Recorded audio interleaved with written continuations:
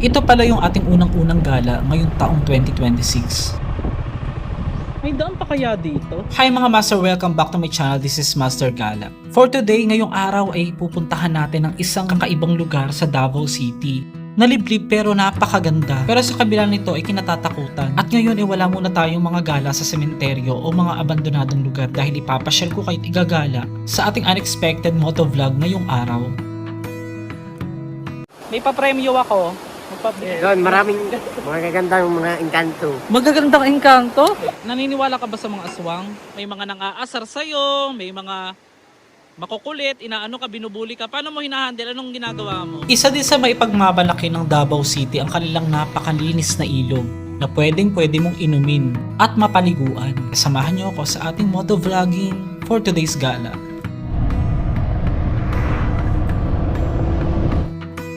Isang oras lamang ang biyahe kung ikaw ay magmumotor mula sa downtown. Pero sa biyahe pa lang napakaganda at sulit, parang hindi mo nga akalain na nasa Davao City ka pa rin. Sa mga hindi nakakaalam, ako ay halos 4 na taon nang nakatira sa Davao City o pabalik-balik at talagang napamahal na sa akin ang lugar at ang mga tao dito. Pero naisip-isip ko nga mag-motovlog habang wala naman akong ginagawa sa bahay para na rin makagala tayo at maipakita sa inyong ibang part na hindi napapakita sa Davao City. Medyo liblib nga pala pero payapa ang lugar dito. Maganda ang klima kahit medyo mainit. Pansamantala nagpalipad muna ako ng drone dito upang makita ko ang lugar bago ko pasukin. Pero sa totoo lang wala talaga akong alam o idea sa lugar. Swerte na lang din o bonus sa atin kung meron tayong makitang magandang lugar na pwedeng puntahan dito. At laking gulat ko na napakaganda pala ng lugar. At bihira lang pala itong mapuntahan ng mga Davaoenyo. Napakaganda ng kinaroroonan pala natin ngayon guys, oh. Tapos lapit tayo banda rito sa taas.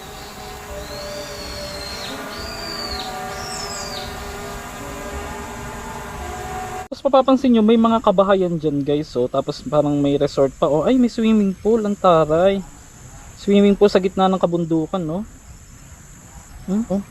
Tapos yan, tignan nyo naman yung paligid, oh. Grabe. Karaniwang niyog, saging at abaka ang kinabubuhay ng mga tao dito. At karamihan din ay mga farm resort na matatagpuan nga sa gitna ng kabundukan. Konting trivia lang mga master. Alam nyo ba na isa ang Davao City sa pinaka source ng tsokolate sa buong Pilipinas kasi angkop yung lupa dito sa pagtatanim ng mga kakao.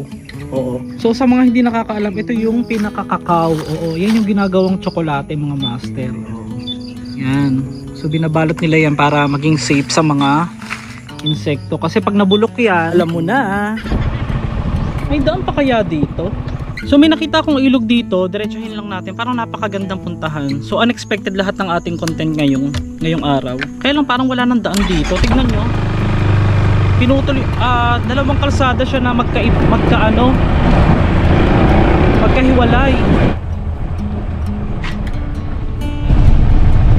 Lalim pala nito. Downside ahead. Wait lang, may kasalubong tayo. Oh, yoy, dito tayo sa kabila. Ayan.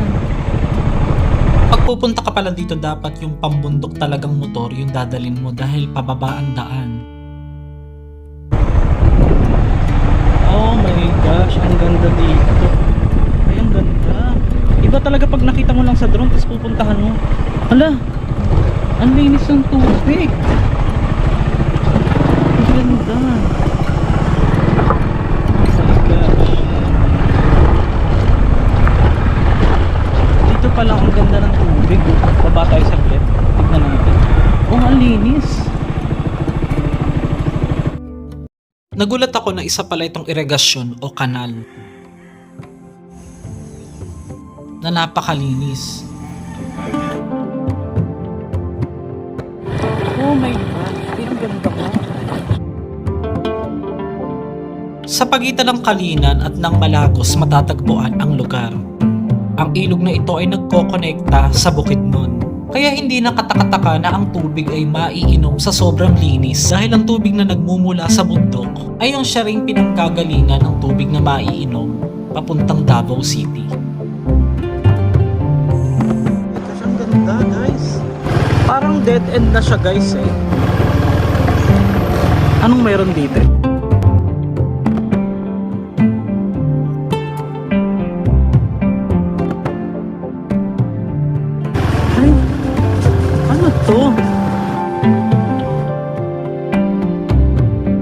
Dead end na siya guys eh. Ito na yung pinaka ilog na nakita natin. Oh my. Ito yata yung nakita ko kanina sa drone. Ay, oo nga ga. Ano to? Ay, ang ganda. Tingnan nyo. Grabe, unexpected talaga. Tingnan nyo. Wow! Ang ganda dito. Ay, asul na asul yung tubig.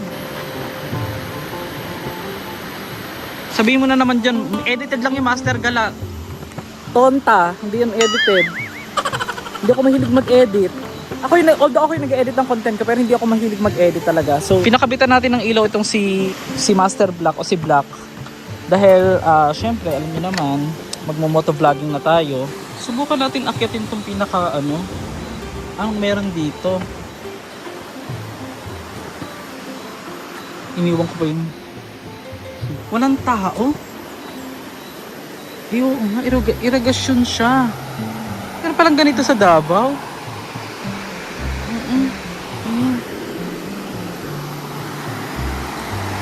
Ang ganda ng tubig guys, oh.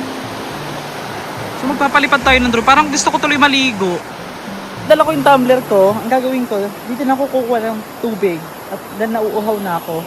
Pero kadalasan naman dito dito ka mamamangha sa Davao City guys ha. Ito I'm not promoting Davao City, pero kung nasa sayo naman niya kung paniniwalaan mo yung story ko. Dahil itong story ko naman ay base sa karanasan ng mga tao dito na halos lahat ng ilog dito sa Davao City, maiinuman mo yung tubig at may mga bumubukal. So mag-search tayo dito. Kasi pag mga ganyan, posibleng walang mga bukal dyan eh. Grabe, ang ganda. Tignan nyo naman oh. Ayan. Ay. Maagos. Kaya lang may mga kalat yung nag-iiwan dito ng kalat. Ano to? Tapos dito. Oh my gosh! Ay, ito na! Bongga! Hala! Kaya lang ang daming basura guys oh. Huwag naman sanang ganun guys sa mga nagpupunta rito. Ano guys oh, may bahay dyan oh. Ito may isa pang bahay dito. Si kuya. Tanong natin kung maiinom to. Sir, mainom ne? Mainom nyo ba kung ano yung pinangkukuha ko ngayon? Kagaya ng pinangako ko sa inyo, mga quality content. iPhone 17 Pro Max lang naman. Katas ng ating pinaghirapan at mga kaplastikan. Charot. Mahirap pa rin makipagplastikan sa mga bashers. Charing. Guys, kuha na tayo ng tubig.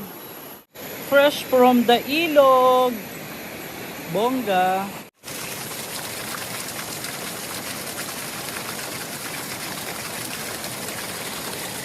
Sarap. Talagang gumaganon, no? Ano pangalan nito? Ano pangalan nito? Dablo. Kaya Dablo. Ano? Dablo. Dablo, pag lumuhod ka ba, lubog ka. Char. Shout out. Shout out. Shout out. Nabutan ko lang sila dito, guys. Ayan. Malalim dun, no?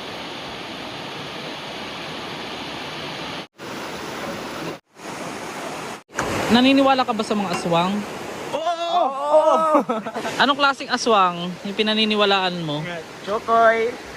De, paano mo tatanungin kita, paano mo na-handle yung may mga nang-aasar sa'yo, may mga makukulit, inaano ka, binubuli ka, paano mo hina-handle? Anong ginagawa mo? Binugbog ko. Ay, binubugbog. Sinabayan lang. Sinasabayan mo lang. Hindi ka na i-stress. Binugbog. Hindi ka na i-stress, Hindi. Happy ka lang. Masaya lang, masaya. Oh, dapat lang, 'di ba? Dapat viral na. Gusto mo mag-viral to? Tumalong ka diyan, viral 'yan.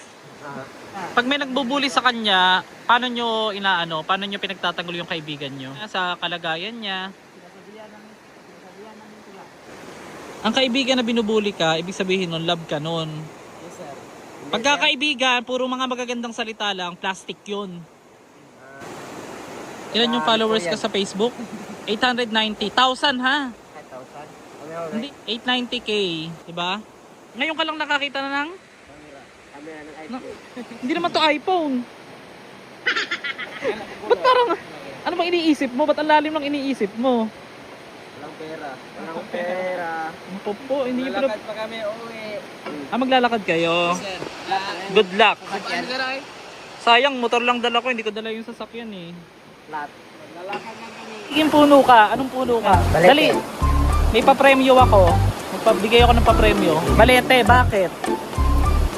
Doon, maraming mga gagandang mga engkanto. Magagandang engkanto? Same sa akin. Ah, bakit? Engkanto ka, ba tao ka eh? Guys, ako hindi ko, baka may mag-bash sa akin yung sabihin ginagawa kong katatawanan. Sila naman ang may gusto, di ba? Kayo may gusto, di ba, na happy-happy lang? Yes, sir. Oh. Hindi ko sila pinilit dito sa vlog. So, yun lang. Masasabi ko, hindi natin ginagawang katatawanan si Roger. Kasi nakakatawa naman talaga siya. Mabait, sir. Hindi, joke lang. Hindi, mabait yan. Mabait kami, mabait. Pero sabi nila talaga swerte yung ganyan daw. Yung, may... Papagay, yung sir daw. May jowa. Wala, sir, wala, sir. Yung nanay yan. Ubas. Jenny. Jenny Ubas. Ngayon, ilang taong ka na? 21. 21, sir. Anong pangarap? Yung February. Ngayon, February 5. Anong pangarap sa buhay niyang isang Roger? Saya lang. Happy na together. Masaya lang. Wala kang naisip na pangarap na gusto mong maging piloto o maging Wala na, sir. Maghintay lang pulis. Maghintay lang kami kung anong bibigay sa amin. Maghintay lang kami. Hinihintay pala yung pangarap, guys, no? Guys, napakabait itong mga bago nating kaibigan, yung mga yan. Mga taga dito sa magpakita ka, ano ba? Ito yung pinakabata sa kanya. Anong grade ka na, be? Anong grade 12 ka na? Anong message mo sa mga kabataan? Anong ulam? Huwag ka mahiya sa camera. Makikita ka ng mama mo. So, we're giving just a little consideration. Bigyan natin sila ng konting pang-ano nila. Kasi yung mga yan, minsan lang sila makatagpo ng vlogger. So, bigyan natin kahit...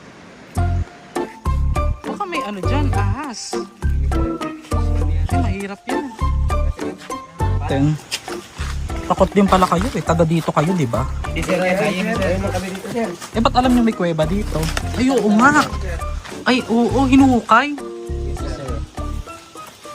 Pressure, sir. Ang problema natin, baka may, ano ba, yung, ay, oo nga, parang sinemento ito, tinabunan. Ito pang karaniwang lang. Pangkaraniwang tao. Hindi, unggoy. Charot. Ay, oo, parang sinemento siya, guys, oh. Ako rin una dyan. Dahan-dahan lang, ha. Baka may dyan. Gano'ng kalalim yung hukay? Ay, ang lalim, ang layo. Amora de ay. May nakuha. Tragis ka. Gago. Tabi po. Tabi May po. gold, sir. Hindi, may kakaibang buti. Ay, may tuko. Kakaiba to, oh. Tuko. Tuko. Ano yan? Sir, ano? May nakuha daw dito. Sir, ano? Ano yan, sir? Tabi-tabi po. Ilalim, sir. Oh. Wala. Meron pa, sir. Ano yan, sir? Pinto. May ano dun sa ilalim, oh. Ayan, sir. Ayan, sir. Ayan, salag. Sa. Huwag na, delikado na dyan. Mamaya may ahas pa dyan. Itatry natin tong sinasabi nilang naiinom daw ito. Ito yung parte na masyado ng malinaw yung tubig.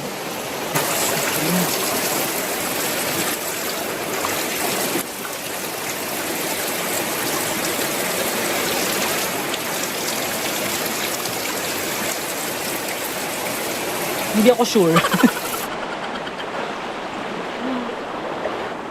Kalinaw, napakalinaw.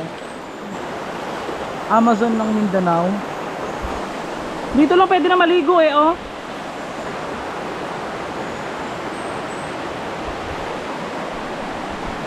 Nakakita ko ng itlog ng dinosaur.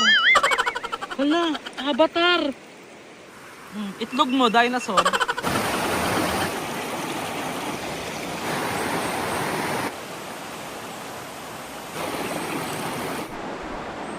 Sa mga nagpupunta rito ay sana ipatuloy nating ingatan ang kalikasan. Huwag tayong mag-iwan ng kahit anumang kalat na maaaring makasira rito. Bagaman hindi ko tinukoy yung eksaktong lugar, maaari din itong makatulong upang wag masyadong dumugin at puntahan ng ibang taong iresponsable sa kanilang mga kalat. At upang makaiwas din sa pagsisi sa akin kung bakit itinuro ko pa ang lugar na ito. Ang ilog ay buhay at nagpapatuloy ng ating buhay. Kaya sana wag dumating ang panahon na tayo ang singilin o gantihan ng kalikasan. Napag-alabang ko na meron din daw mga unggoy dito at mga gorilya dati.